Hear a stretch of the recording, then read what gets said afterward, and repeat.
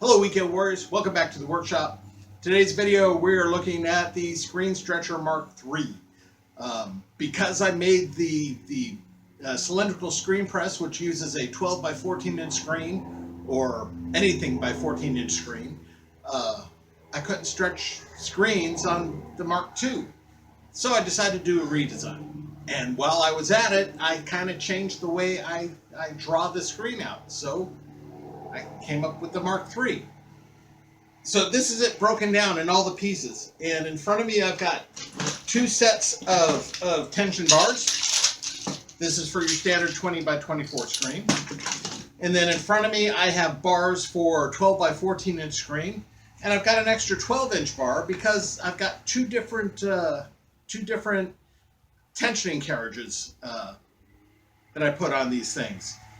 One, it's handy if you got a welder, and if you don't, I made one out of wood, so you can see you don't necessarily have to go beyond a table saw and stuff like that. You don't even need to use a router to make the tension bars. So let's take a quick look at the pieces, then let's put it together, and let's stretch a screen. Y'all hang on. Okay, let's start with the base frame.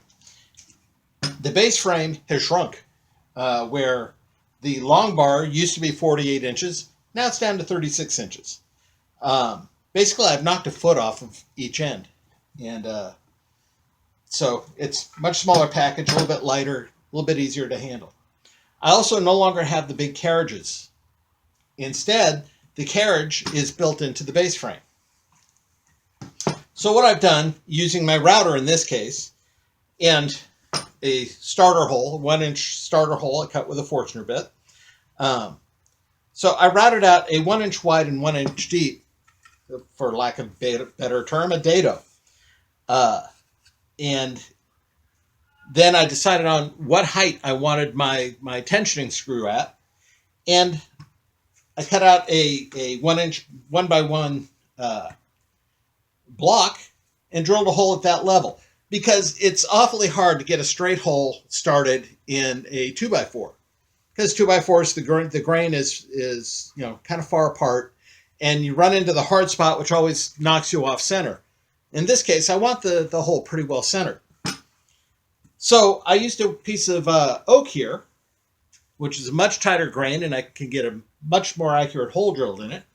And I drilled a hole down into it that is going to fit my draw screw, or my tensioning screw. So the end of the tensioning screw doesn't get to wobble all over the place, so my draw arms don't get to wobble all over the place. And this guy's just glued and tack nailed into place, and it's not going to go anywhere because it really doesn't see any tension. All the tension is on the tensioning screw. So that is the basis of the frame. Of course, I've done a lap joint in the center still. This is the same frame as the Mark II. It's just cut down now. Okay, so then there's this carriage that's mounted on the adjustment screw. And I haven't put handles on this yet, so I have to use a wrench. Or, instead of using a wrench,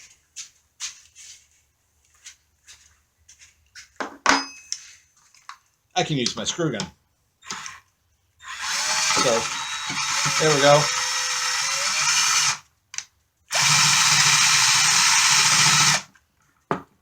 So, there's the whole tensioning mechanism. Now, included in this, of course, is the drawbar. Now, the drawbar, or tension bar, hasn't changed one bit. As far as it's still the length of the side of the screen that you want to work with, and I'll just tear this one apart. Well, I don't need to tear this one apart. I've already got one taken apart. The only difference is the base that it rides on. And in this case, this is for a 20 by 24 inch screen. As a matter of fact, this looks like it's the 20. So it's the size of the base, or the length of the base, it's going to determine where it goes on the frame. So in the 20, I want it to be way back here because I have to have 20 inches or 10 inches off of center. But if I'm going for, say, a 12 by 14, then I need a longer base to take up the excess room on the sled. So that's the only difference. You know, of course, the length of the bar itself depends on the screen.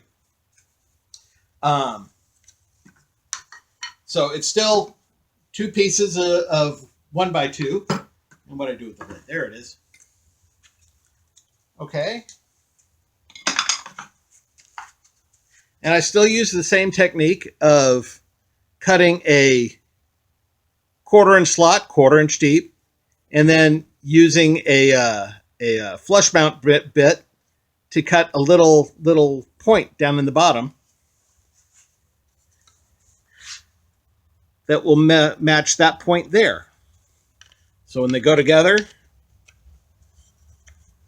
they trap the screen very nicely, or the material very nicely. Now I found that you don't necessarily need to do all the 45-degree cuts and the point cut in the bottom there.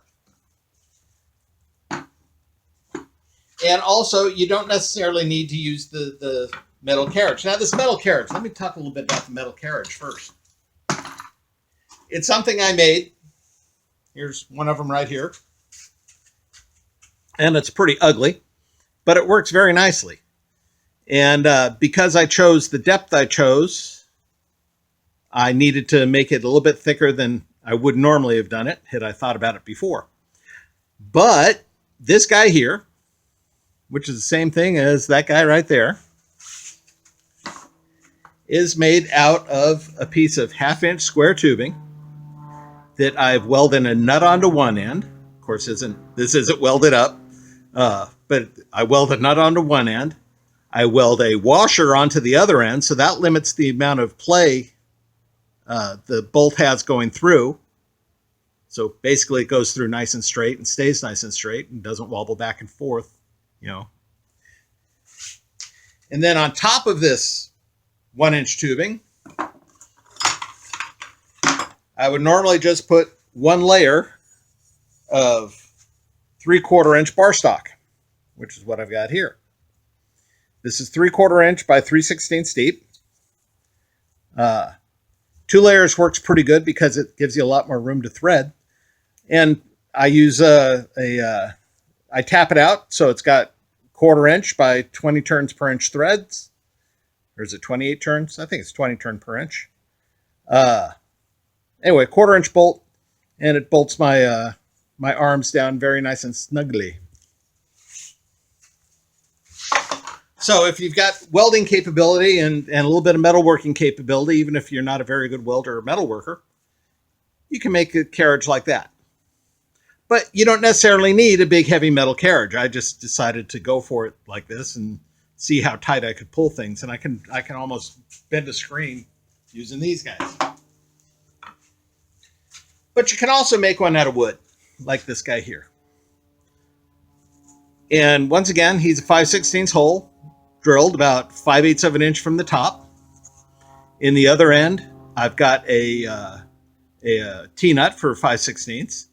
If I have trouble with the T-nut pushing out of the block, you can see I've got this little hole drilled in it here, for which I can put a screw through there to mine the thing, to make sure it doesn't move anymore. And then it's just screwed in, it's glued and screwed into the deck. I've glued that in place also.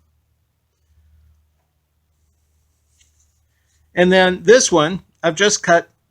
That's actually a square base, but when I made the third cut, my saw blade got made a little bit deeper. So it looks like I've put the tip in, but I really didn't. And for this one, I've got a screen spline that all I've done is soften the corners on the thing. So when it goes in, it won't cause the screen material to tear. There's no sharp edges on it. So this is the one we're going to use to stretch our screen when I get to that portion of the video. Just to show you that just because you don't have a router doesn't mean you can't make this project. Okay. So glued and screwed in place. And then, of course, the drawbar also I've screwed it in place and glued it in place. Belt and suspenders. I've gone from having 5 or 6 mounting screws to only having 4 mounting screws. So those are cut 1/4 inch hole. Then on the other side, a little bit of a 5/16 that the head of the T-nut will go through. So not much of a change from the last one, from the Mark II. All right, let's put this thing together and stretch us a 12 by 14 screen. Hang on. Okay, I'm getting this guy put together, and I figure while I'm at it, I may as well show you the basic difference between the drawbar with the wooden carriage or the wooden pull that's integrated onto the drawbar and the metal carriage that remains in the slot. And basically the difference is getting them attached. So with the metal one, all I have to do is bolt it in place.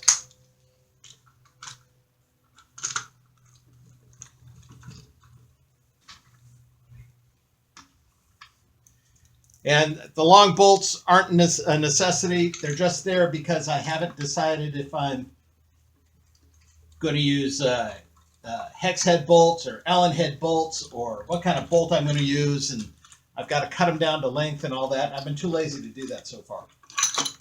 So I'm using an extra long bolt and then securing it down using the nut and washer.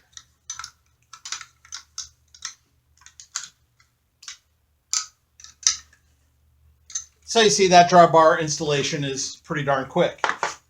Now, because I can't take this one off, I have to remove the whole head. And to do that, all I do is unthread the brace from the back. Because this thing, basically, it slides right on and then it screws into place. So it's just a matter of threading it through the T-nut.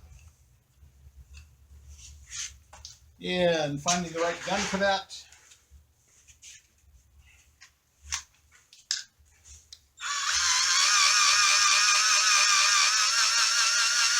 This is a lazy man way.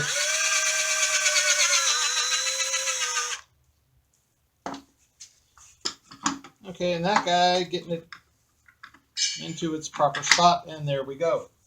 Now it's just a matter of screwing it down.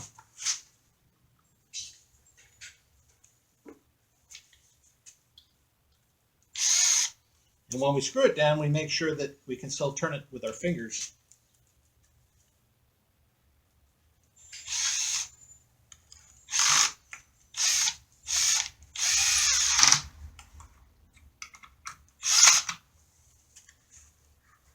There we go. All right, now I'm going to get this guy put into place.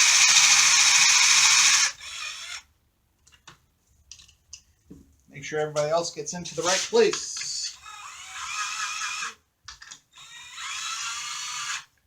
That one's there, that one's there. All right, I'm ready to get going with the screen.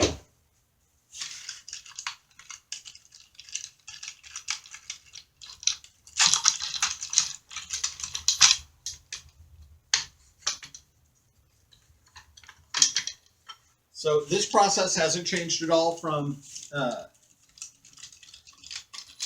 Mark II, aside from the number of bolts that are being used.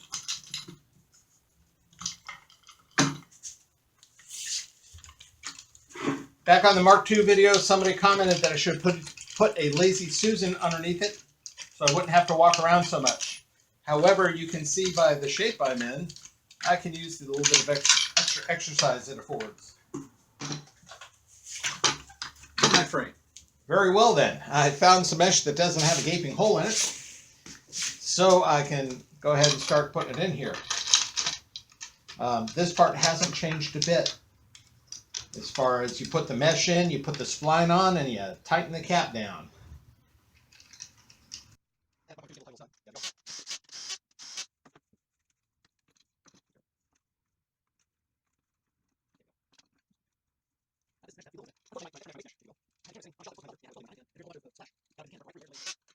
Okay, what I don't want to see is a big wrinkle like this on the end where I don't have a wrinkle at one end, but I've got it on the other. So I'm going to have to loosen up the side, pull it a little bit snugger, and do it again.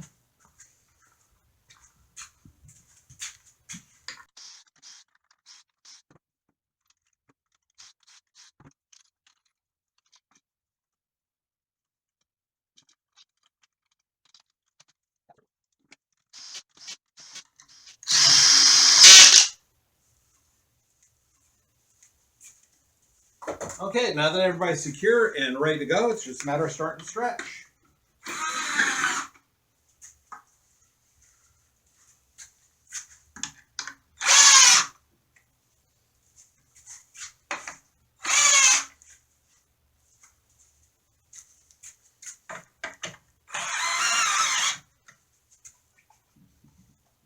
Okay, that's a real good start. That's as tight as I used to get it with the Mark I's green stretcher. Now the Mark II was much tighter, and the Mark III is even tighter still. I really should clamp it down when I'm doing this.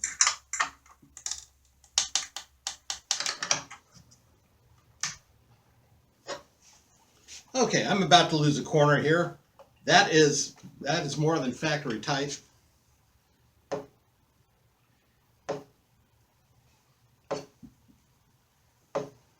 could probably put my 9-year-old on that to be a trampoline. All right, so I'm going to glue this in place, and I'll have a second screen for my bottle press, or my cylindrical press.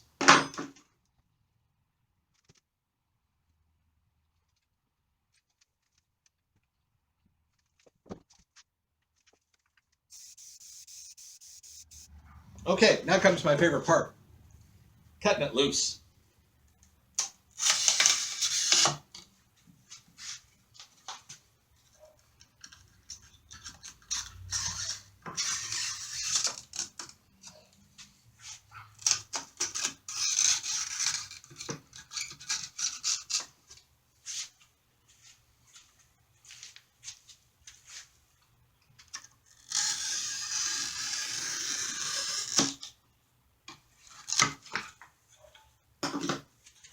Okay, there's my screen. Now, it does still have holes in it, but none of them are in a critical spot for any of the designs I would do for the bottle press or the cylindrical press. So I think that's going to be a good working screen. I just need to tape off the edges so I don't catch it and tear the mesh off by accident. But other than that, that guy's ready to go, and he is tight. I mean, tight.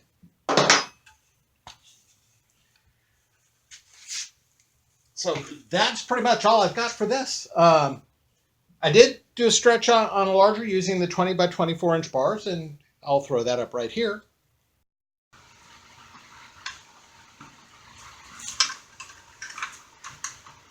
Now I've got about 4 inches of pull on the ends, so that gives me 8 inches all the way around.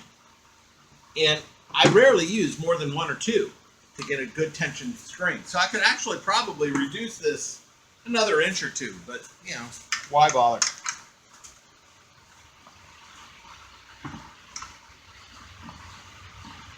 Okay, and there I've got a nice tension screen. I still haven't gotten a tensiometer, so I don't know how tight I've got it, but just by the feel, I wouldn't mind gluing that onto a frame and being ready to go. There, and as you can see, it works for both sides of the screens that I want to use. You saw that the wooden draw carriage, or the all-wood draw bar, works just as good as the metal ones did. Gave me great tension. It held the mesh. Nothing went wrong with it. So even if you don't have a welder, you don't have the capability to put metal together, you can use the wooden design, and it works like a champ. I will be working on plans for this. Hopefully I'll get them up Monday, Tuesday, sometime early in the week, because this is much more simple to build than the old Mark II. And I know I promised to get those plans up and never did, but I think this one's going to be much easier for me to do. So I'll get those up and on the website, and y'all can download them for free. And that's about all I got. So until the next project, until the next time, you guys keep up the good fight, and I'll see you then. Bye.